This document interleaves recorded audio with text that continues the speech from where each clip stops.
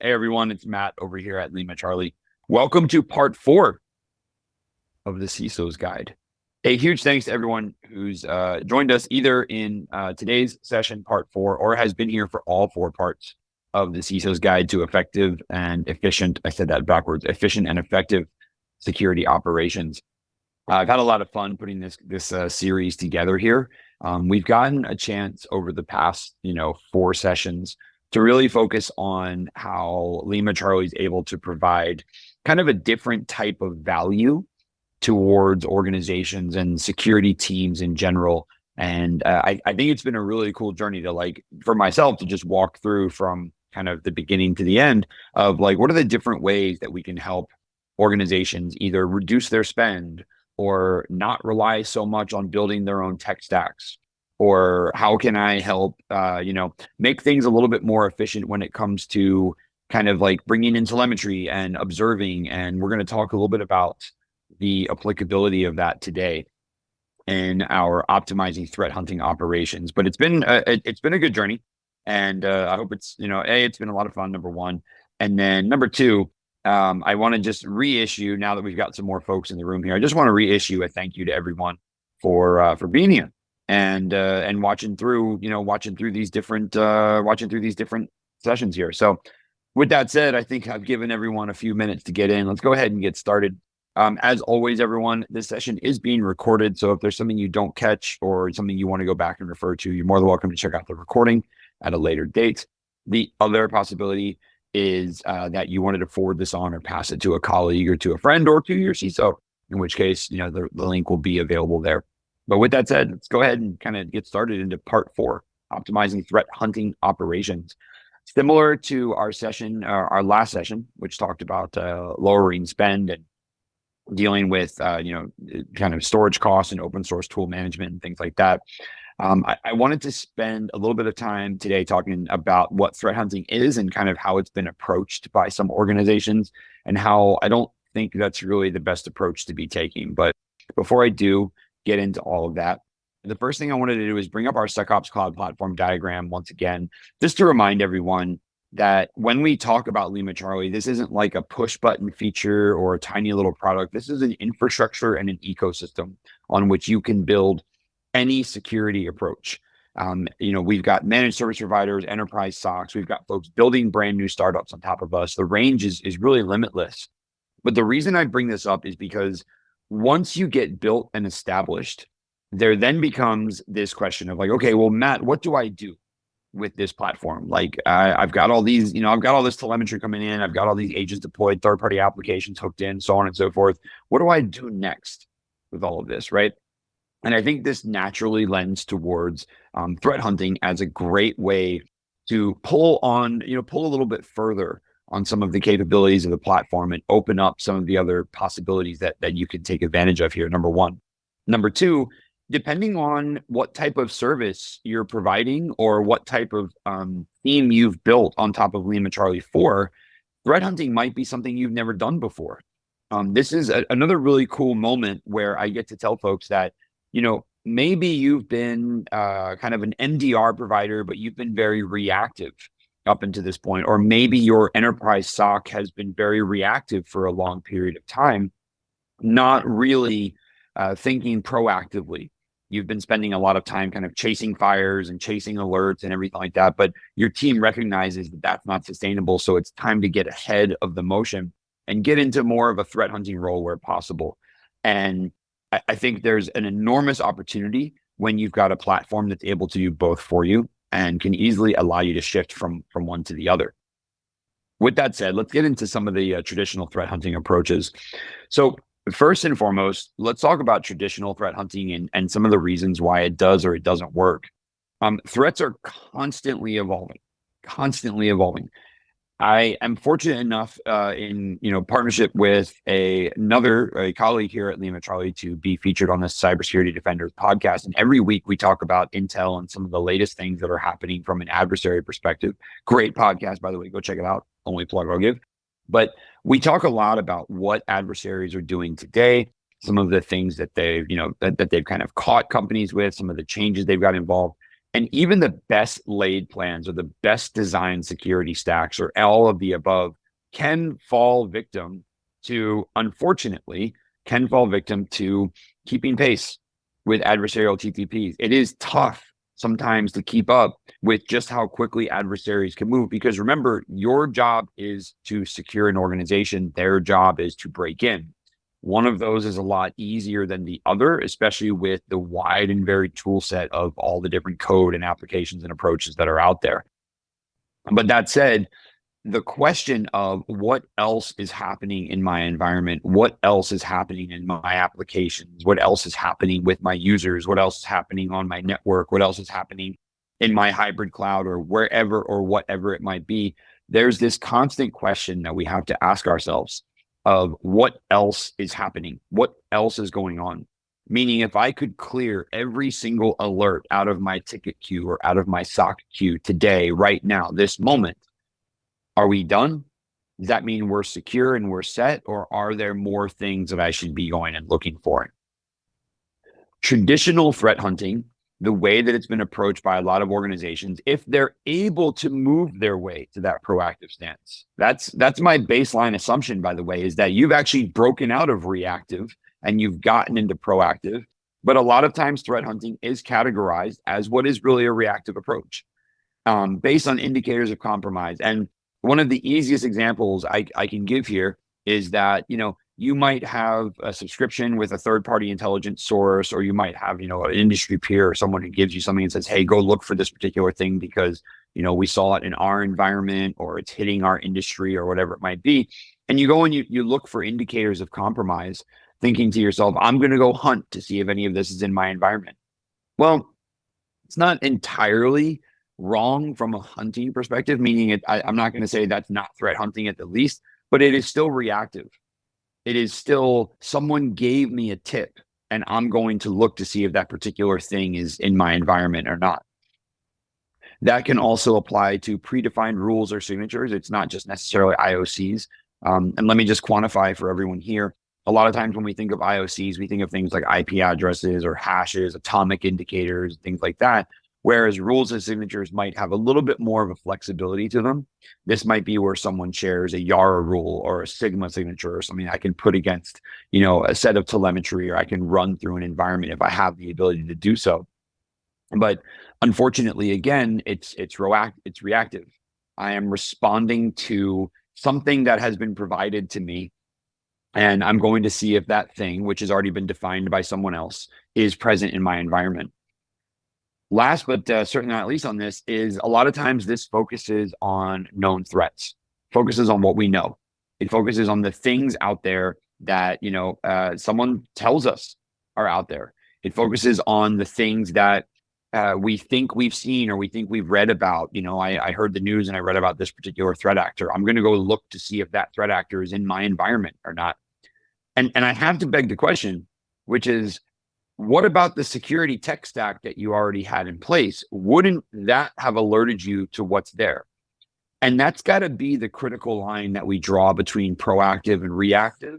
Reactive has to also have like a current affairs assumption, if you will. And what I mean by that is, if I have a tech stack that's in place and that tech stack has not alerted me to the latest and greatest APT being in my environment, my team's job of let me go hunt and see if they're in there because we have these new things. Well, folks, right then and there, you need to make an assessment of your tech stack and say, how much am I really leaning on this thing, or how much do I really trust that this thing has the right telemetry built into it? The other problem with that type of threat hunting, that reactive threat hunting, is that a lot of organizations do it across very limited visibility or very limited telemetry. This is a big limitation because, as I was saying, if I've got a tech stack that's highly dependent on forwarding logs, but it really relies on EDR technologies, for example, or NDR technologies, I'm going to threat hunt across the exact same telemetry that should have already tripped an alert based off of what I'm looking for. Now, obviously, I'm really blurring the lines between what type of signatures and events might be in my security technology versus what someone hands me. Folks, I'm just going to be honest and say it's very rare that you might get handed a piece of threat intelligence that is so piping hot and so brand new that you need to launch constant threat hunting operations against it or using it because your EDR software or your security team has not kept up yet. Their signatures are outdated. And I want you to really think about that juxtaposition of someone giving you a piece of intel and you thinking you're ahead of your security team or you're ahead of the technology that your security team utilizes. There's got to be an inflection point there of like, wait, why are we using this particular technology then? If I believe my team is ahead of it, what's it there for? But that's probably a discussion for another day. Let's instead focus back to the approach of threat hunting, which is I'm going to go look to see if this thing exists in my environment. First limitations, limited visibility. You're only as strong as your telemetry. And if you're already using your telemetry for something else, I mean, how many results do you expect to find out of it? The other one's going to be alert fatigue. Security analysts out there, those of you that are actually having to do the grunt work of looking for this, are completely bombarded with alerts. This is leading to misdetections and burnout, and it makes threat hunting a non-viable option. Now, let me quantify something else here. This is a phase that a lot of organizations are thinking to themselves, we're not seeing the type of activity we're expecting to see. We need to go threat hunt. With a team that's already drowning in reactivity, you now want to make them a proactive team. That unfortunately does not scale very well. Your analysts are already tired. They're already overworked. To then say, hey, I want you to, on top of what you're doing, also go hunt for these other things that, again, I don't trust the stock to catch, does not really make much sense in the grand scheme of things. And then last but not least, and it adds a little bit of a salt to the alert fatigue wound, is manually analyzing large data sets for anomalies is a ridiculously slow process. A lot of times threat hunting is done by querying across databases, by querying across data sources, and just kind of running these hunts manually. Now, I'm not saying we would never query across data, but to take an analyst team that's already busy dealing with a bunch of different issues and tell them, I want you to go hunt for this stuff, and I want you to write your own queries and find ways to parse through all the data that we're bringing in or identify the best sources, it's too much effort.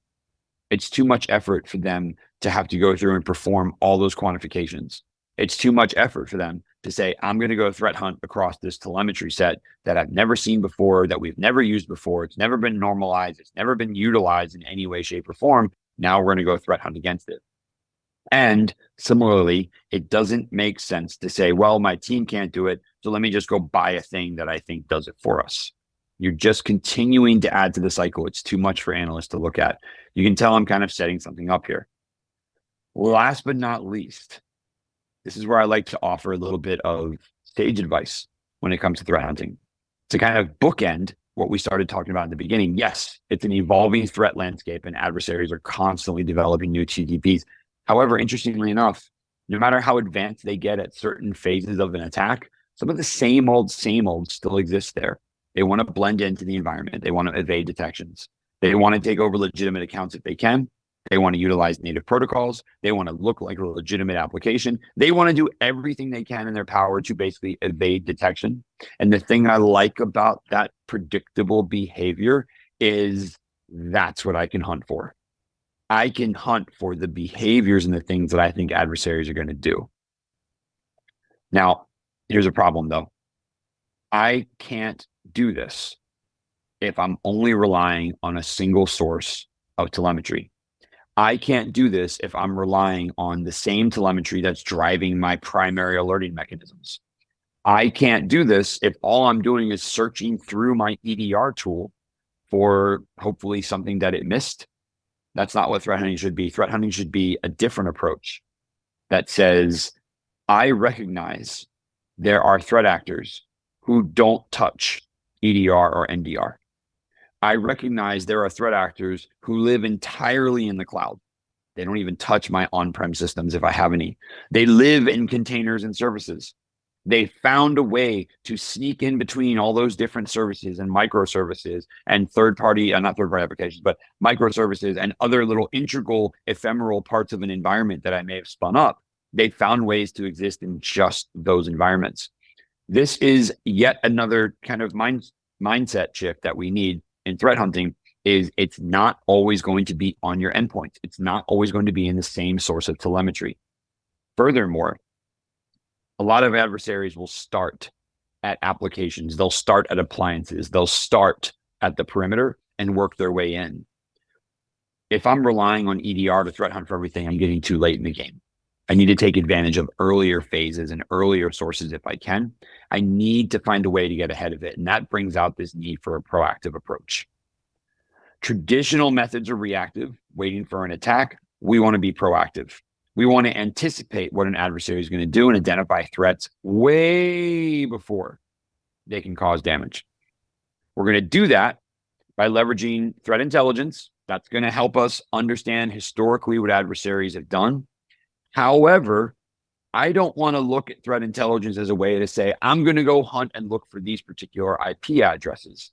I want to use threat intelligence as a way to say, I'm noticing that a lot of threat actors lately have migrated towards using PowerShell. I'm noticing that a lot of threat actors are writing their malware in Rust. They're running Python scripts. I noticed a lot of threat actors lately are compromising VPN appliances. I've noticed a lot of threat actors lately have started, taking advantage of the certain phishing techniques or certain other things that might be out there. We're going to elevate above single indicators and instead say, what is it the adversaries are doing? What's that behavior happening? And then I'm going to say, how much of this can I potentially automate away? How much of this can I implement in an environment to get to a point where I might not even need to be hunting anymore because my detections are so wide and vast? And wherever I can, we're going to want to take a look at advanced analytics to identify those hidden threats. Now, for the first time in our 4-part series here, I'm going to do a demo. We're going to jump into a live demo of the platform, which is something we haven't done in all other series, but I wanted to do it this time just for you because it's our last one out. When I talk about that age-old problem of relying on older telemetry, of relying on older sources of data, the first thing that LimaCharlie can do is help normalize data across the board. I don't care where your data is coming from. I don't care whether your data is some third-party application, some random password manager that you and only your organization uses, or if it is something as robust as a very powerful third-party app that everybody across the world uses. We normalize all telemetry here for you. Everything is treated as a primary or a first-class source. Where that changes is here in LimaCharlie, if I import a piece of data, whether it be something as really simple and straightforward as like Slack audit logs, for example, or if it's something else like, let's see here, CloudTrail logs. Whatever gets imported into LimaCharlie is normalized and treated as a first-class source. It is respected and treated the same way that EDR telemetry would be. That's the first step that we help you get over. Now, let me be clear. We're not ingesting a bunch of data and putting it all into a bunch of databases and then asking your team, hey, I want you guys to get really good at writing hybrid SQL queries. That's threat hunting. Not at all. What I want your team to do is I want your team to say, all my telemetry is normalized. We got you covered there, step one. Now, the cool thing about LimaCharlie is every single piece of data that you send into us gets treated with a 1-year retention behind it. Everything. Whether it's EDR telemetry, Windows event logs, Mac unified logs, random password manager logs, whatever it is, all ingested data is given a year of telemetry behind it from an adapter or a sensor perspective, which means not only can I kind of just browse and scroll my way through the latest events if you want, I can also reach back in time and say, show me what happened during this time period. Was something here? Was there something that existed during this point in time? Because I'm hunting. Hunting removes the element of time. SOC analysts are usually using time as their main pivot. I got an alert at 12 p.m. Let me go and look at what happened at 12 p.m. When we're hunting, we take away the element of time. And we say, I'm looking for when someone went and blended in. I'm looking for account abuse. I'm looking for native protocol abuse. I'm looking for legitimate application abuse. I don't have a time. Now, I could hypothetically say, well, maybe the adversary works during a certain time zone's hours, but that's never safe. We can never operate that way. So the first thing that we want to do with our normalized telemetry here is I want to say, what is it I'm looking for? What types of questions do I want to answer? And the first thing that you might want to do is you might want to just run some simple queries across your data. Now, I know you were like, wait, Matt, you said don't run queries across your data. I didn't say, we're not going to start here. I don't want this to be your full-time job. I don't want your analyst just running queries on queries for no reason. Here's an example right here. I've got this query lined up. I'm not going to run it just because I know what the results are going to be, and I don't want to spoil the surprise necessarily. But our LCQL, or our LimaCharlie query console, gives you the ability to run and craft queries across your historical data set if you want to, being as verbose or as granular, or as vague as you want. So I could run a threat hunt and say, let me see what types of services have been installed across my Windows fleet.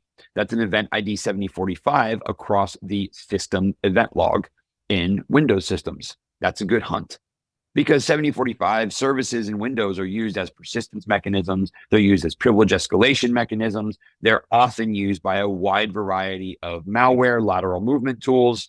This is a great place to start to see what else has happened in my environment. Now, there's another step here, which is, let's say I find something of interest. How do I quickly take that thing and scale it back across my entire environment? Well, you've got the ability right here to run that query through. But the other really cool feature set that we might want to take advantage of if we're going to run things like this is we might want to hop over to our detection and response capabilities. This is the next thing that I'm super happy to talk about. Inside of LimaCharlie, you've got the ability to write, customize, and craft your own detection and response rules across any telemetry set that comes in. So I'll show an example of one that's one of my favorite ones to always talk about right here. This is a really cool detection and response rule that we have that runs against GitHub activity. To make a long story short, this looks for private repository clones and pushes outside of the US or Canada. That's not inherently malicious. That's not inherently malicious whatsoever, but it is a question I might have about my environment. And it is definitely a threat hunt that I would want to run at some point to say, I've got a protected Git environment. Has anyone accessed this thing outside of countries that I wouldn't expect? That's a good threat hunt. You can apply the exact same logic to RDP, to some other RMM software. You could apply the same logic to third-party applications, to user logins, whatever it might be. But notice I'm using a detection and response rule here. Let me talk about the differences.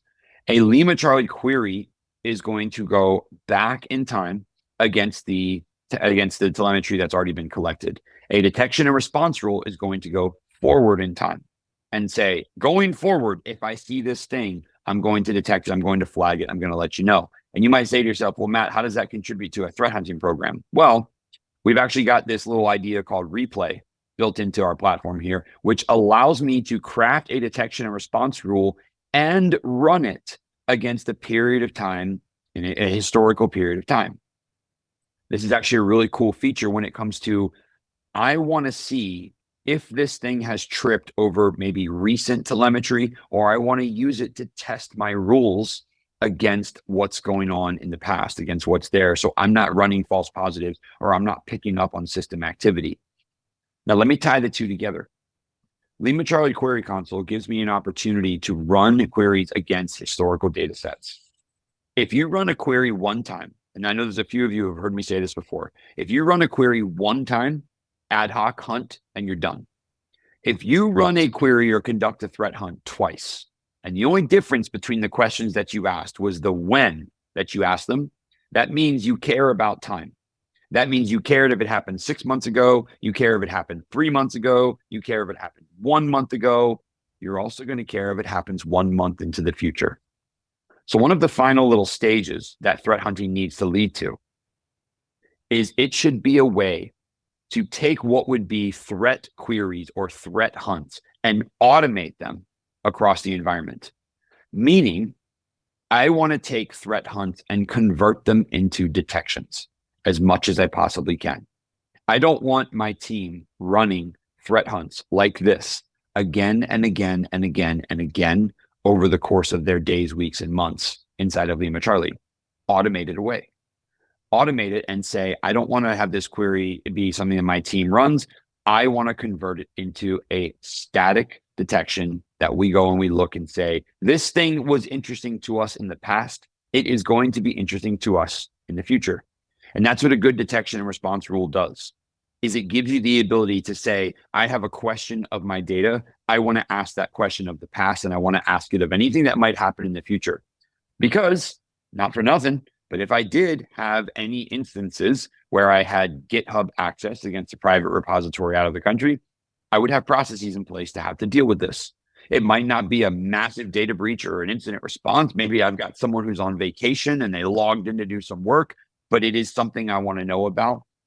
A threat hunt like that is going to make it super straightforward to automate away and say, tell me if this ever happens again. Now, there's a lot of other little things built into this. First off, well, Matt, this is an EDR telemetry. You're right. With LimaCharlie, we can integrate with any data source you want to bring in and take a look. As I mentioned earlier, those events are normalized and treated as first-class events. I'm not telling the platform, go to GitHub logs and parse them and analyze them this way and build me a table and then hunt through that table.